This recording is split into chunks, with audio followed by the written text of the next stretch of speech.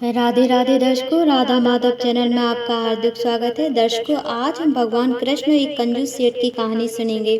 एक नगर में एक सेठ रहता था। उसके जीवन में धन धान की कोई कमी ना थी, परंतु कंजूस होने के कारण उसने जीवन में कोई दान पुण्य का कर्म न किया। एक दिन एक साधु उसके घर आए और कहा, सेठ जी, इस जन्म में तो भगवान की कृपा से सब कुछ अच्छा हो गया।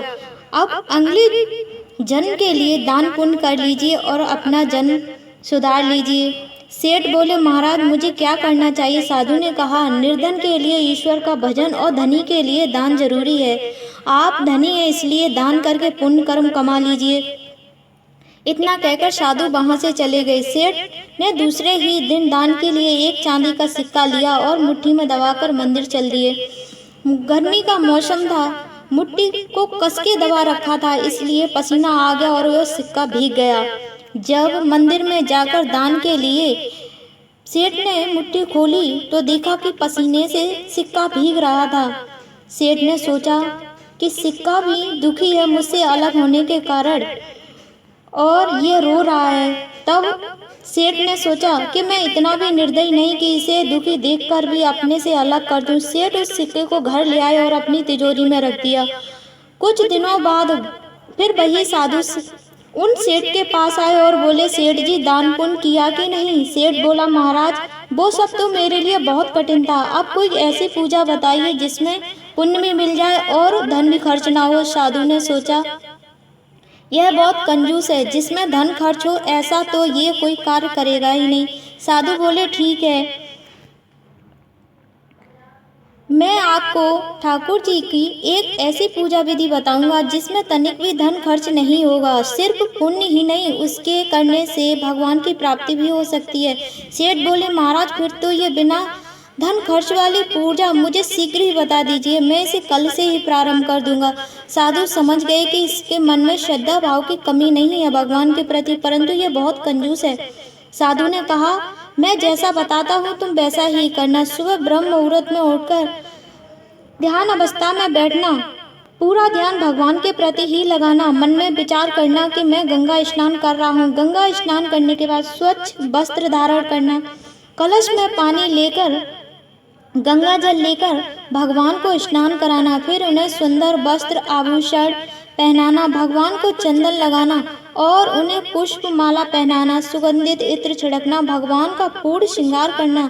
इसके बाद विचार करना कि मैं अपने हाथों से भगवान का स्वादिष्ट भोग बना रहा हूँ। उसमें खूब मेवा, दूध, मिश्री, शक्कर, घी, इलायची आदि डालना और प्रेम पूर्वक भोग बनाकर भगवान को लगाना और इसके उपरांत धूप दीप जलाकर भगवान की आरती करना। फिर भगवान का मन ही मन संकीर्तन करना। ये क्रिया करते समय एक ही स्थान पर नेत्र बंद करके बैठना और ये मानसिक पूजा श्रद्धा भाव और भगवान के प्रति विश्वास रखकर प्रतिदिन करने से तुम्हारा कल्याण होगा। ये सारी पूजा विधि बताकर साधु महाराज वहां से चले गए। आगे सेठ ने कई माह तक ऐसा ही जो नियम बताया था उसी नियम से मानसिक पूजा की। एक दिन मानसिक पूजा करते समय सेठ जी भगवान के लिए भोग बना रहे थे। ऐसा मन में विचार कर ही रहे थे कि उन्होंने सोचा कि चूल्हा जल रहा है। उस पर उन्होंने पतीला रखा। पतीले में दूध, मेवा, घी, इलायची और घी आदि डालकर दूध को पकाने लगे। तब सेठ ने 1 किलो शक्कर की भरी मटकी से ऐसे ही शक्कर दूध में डालने के लिए उठाई और उसमें डालने लगे। वैसे ही सेठ का हाथ हिल गया, पूरी शक्कर दूध में गिर गई। कंजूस सेठ ने सोचा, ये शक्कर ज़्यादा हो गई है, आधी निकाल लेता हूँ, कल के काम आएगी। जैसे ही शक्कर निकालने के लिए सेठ ने पतीले में हाथ डाला, वैसे ही भगवान कृष्ण ने प्रकट होकर सेठ का हाथ पकड़ लिया और एक कस के थप्पड़ सेठ के गाल पर जड़ दिया। कहा, सेठ, तुमने तो हद कर दी। वैसे तो तुम दान पुण्य पूजा पाठ में 1 पैसा खर्च नहीं कर सकते हो। अब मानसिक विचार में भी तुम्हारी कंजूसी नहीं गई। तभी सेठ का ध्यान टूटा और आंखें खोली।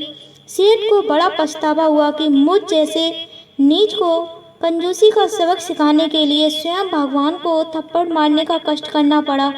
सेठ ने उसी क्षण से कंजूसी का त्याग कर दिया और उस धन से पूजा पाठ दान पुण्य करने लगा। दर्शकों, मानसिक पूजा का भी वही फल मिलता है जितना फल पूजा को सामग्री सहित भगवान की प्रतिमा के प्रत्यक्ष रूप से करने से मिलता है। ये पूजा कठिन अवश्य है परंतु पूर्ण पुण्य फलदायी है। इसलिए यदि किसी व्यक्ति पर इतना धन नहीं है भगवान की पूजा के लिए, सामग्री के लिए, और समर्थ नहीं है सामग्री सहित भगवान की पूजा करनी, तो उसे मानसिक पूजा करनी चाहिए। इस कहानी के साथ ही आपसे यहीं विदा लेते हैं। अगली कहानी में फिर मिलेंगे, तब तक के लिए जय जय श्री राधा कृष्ण।